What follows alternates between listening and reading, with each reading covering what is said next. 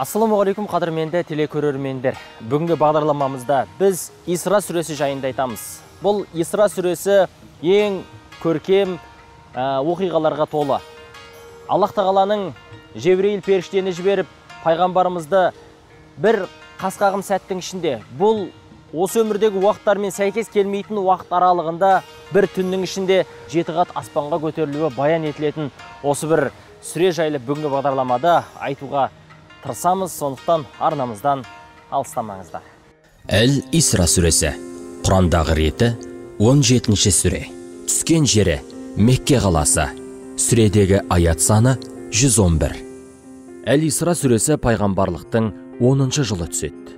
Оған дейін пайғамбарымызға саллаллаху алейхи уәсәләм сөзімен де, дүниесімен де, әрі даналығымен де қолдау көрсеткен жары Хадиша анамыз қайтыс болады. Және 2 айдан кейін пайғамбарымызға саллаллаху алейхи уәсәләм барынша пана болып, Құрайштардың езгісінен қорған болып қолдау көрсеткен көкесі Әбу Тәліп те дүниеден озады. Бұның барлығы Алла елшісіне саллаллаху алейхи уәсәләм үлкен соққы болып тиеді. Міне, осы оқиғалардан кейін Алла тағала өз елшісінің көңілін аулап, иманын қуаттап, жігерлендіру үшін өзінің құзырын алдырады. Исра деп аталуының себебі пайғамбарымыз Мұхаммад Мұстафа саллаллаху алейхи вассалам Алланың құдіретімен бір түнде Харам мешітінен Ал-Ақса мешітіне апарылуы туралы.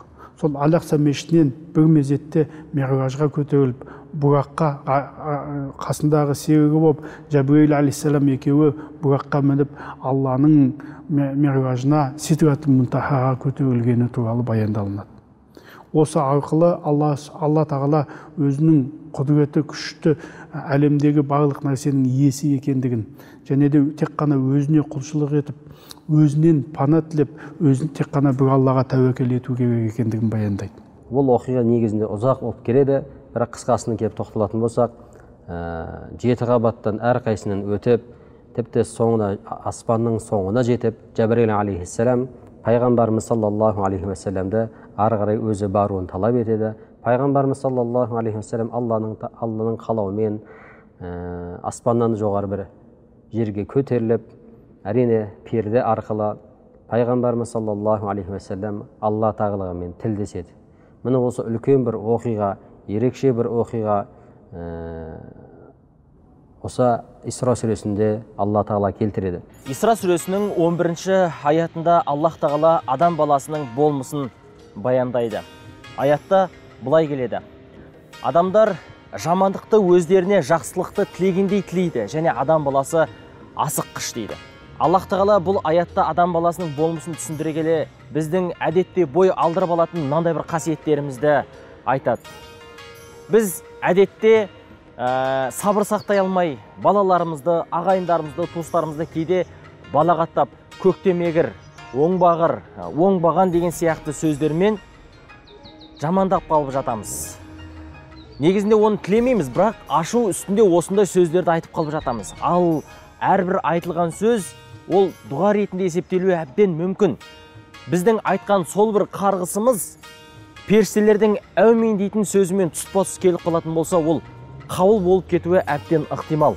Ал сол арқылы біз өзіміздің туыстарымызға, өзіміздің ұрпағымызға зиянымызды тигізіп аламыз. Сондықтан да Аллах тағала осы аятты түсіру арқылы адамның болмысын ашады. Сондай адам баласы өте асыққыш дейді. Расында біз қиындық келген кезде Аллах тағаладан жалбарынып сұрап, Аллах тағала осыдан бізді құтқара көрші дейміз. Расында мына бір оқиға сияқты. Алла дедім, осыдан аман қалсам 5 уақыт намаз оқимын, мешітке барам, ораза ұстаймын дедім ғой. Бір уақытта тып-тыныш болып қалды. Шықсам ешкім жоқ. Алла тілегіңді қабыл еткен ғой бірден. Берген өтен қашан орындайсың? Оған енді бірден бастап кете алмаймын ғой, дайындық керек қой онда. Не дайындық керек қой? Дәрет аласың, намаз оқисың, бол. Одан да жүр мешітке барып шүкір намазын оқы. Мен дәретім жоқ еді. Кімде дәрет бар дейсің?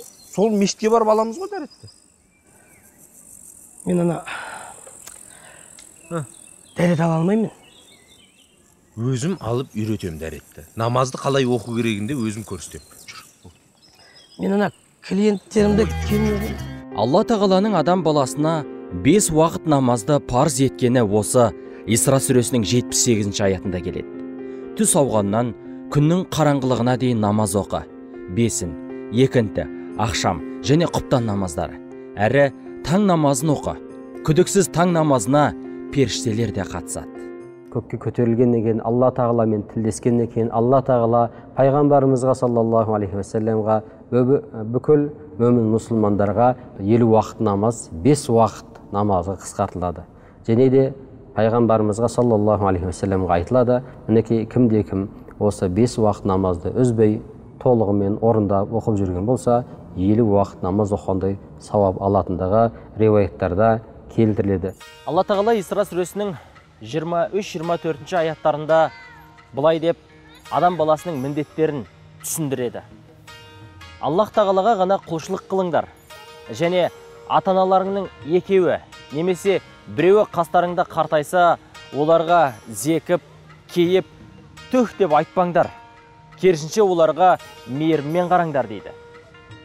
24 аятында: «Я Раббым, олар мені бала күнімде мәпелеп, мені мейіріміне бөлеп қарағандай, сен де оларға өз мейіріміңді көрсете көр деп дұға ет» деп бұйырады.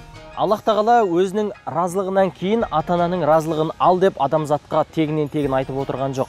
Біздің қазақта да сенің жәннәтің ата-анаң дейді. Ата-ана разы болмаса, ол Алла тағала қаншама ғибадат жасасаң да, құлшылық жасасаң да, ол ғибадатының ешқандай бір пайдасы жоқ. Ол жөнінде пайғамбарымыздың саллаллаху алейхи уассаламның заманында болған көптеген мысалдарды келтіруге болады.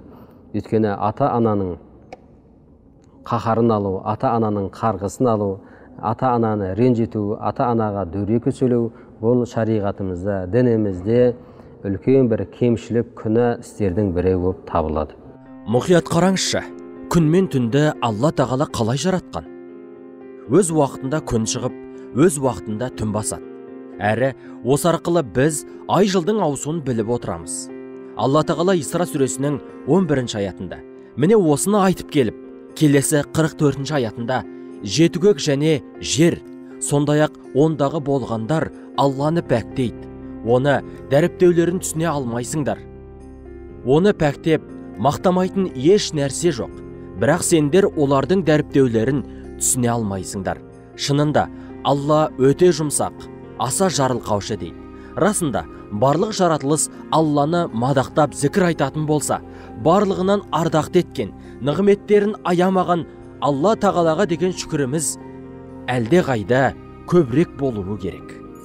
Біздің қазақта кемедегілердің жаны бір дейтін сөз бар. Расында қарап отырсақ, бұл тегінен тегін айтылмаған екен. Исра сүресінің 67 аятында Аллах тағала: «Егер теңізде болғандарыңда бір қатты дауылға тап болатын болсаңдар, сендердің сыйынатындарың тек қана бір Құдай» дейді.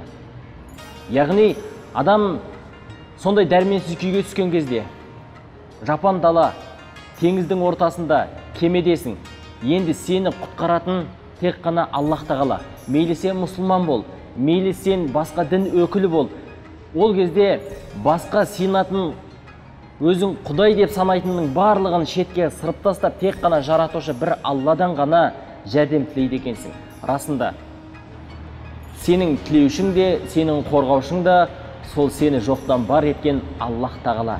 Білесіздер, Құран 23 жылда біртіндеп кезең-кезеңмен аят-аятпен түсіп отырды.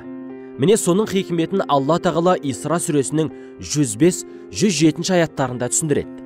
Алла елшісіне саллаллаху алейхи уассалам Құранды адамдарға асықпай, анықтап оқып беру үшін оны нақты жағдайларға үйлестіре отырып түсірген. Және оған сенсеңдер де, сенбесеңдер де Құранды Алла ақиқатпен түсірді дейді. Исра сүресінің 31 аятынан 36 аятына дейін қамтылатын бірнеше мәселе бар, өте маңызды. Алғашқы 31 аятында: «Балаларыңды жоқшылықтан қорқып өлтірмеңдер. Оларды өлтіру үлкен күнә» деп ескертеді. Ал 32 аятында зина жасаудың үлкен күнә екені, зина жасамақ түгілі зинаға жақындататын жолдардан алыс жүріңдер дейді. Ал одан кейінгі аяттарында қоғамдағы жетім жесірлердің малын, мүлкін жеуге болмайтындығы, бір біріміздің арамыздағы бір бірімізге Алла тағала берген нығметтің ең үлкені ол өмір. Ешкімнің өмірі бір адамға бір адамның өмірі халал еместігі, яғни өлтіруге, зиян тигізуге тыйым салынғандығы туралы да бұл аяттарда баяндайды. Сонымен қатар Аллах Субхану ва Тағала сүренің соңында тек қана бір Аллаға құлшылық ету керек екендігін, жаңа ақида мәселелер дедік қой, тек қана бір Аллаға құлшылық етіп, бір Аллаға тәуекел ету керек екендігін ескертеді. Қадірменді телекөрермендер, Әл-Исра сүресі жайлы қысқаша беретін ақпаратымыз осындай. Құрандағы осы сүрені оқып, намаздың парыз болуы, одан да басқа тиымдар мұсылман үшін нақты орындауға қажетті дүниелерді біліп алуға тырысыңыз. Келесі бағдарламада жүздескенше аман сау болыңыздар.